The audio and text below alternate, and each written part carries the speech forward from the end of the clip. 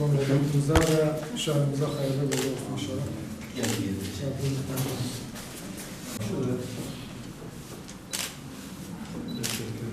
Evet. Seçimlerin ülkemize, memleketimize ve bölgemize hayırlar getirmesini diliyoruz. İnşallah bu ortam sonuna kadar devam eder. Huzurlu bir seçim süreci atlatmış oluruz.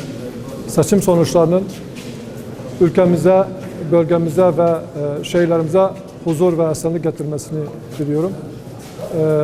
Bu seçime katılan bütün partilere başarılar diliyorum ve seçmenlerin sandık başına gelip kendi şehirlerini yönetimi için katkıda bulunmalarını ve oy kullanmalarını diliyorum.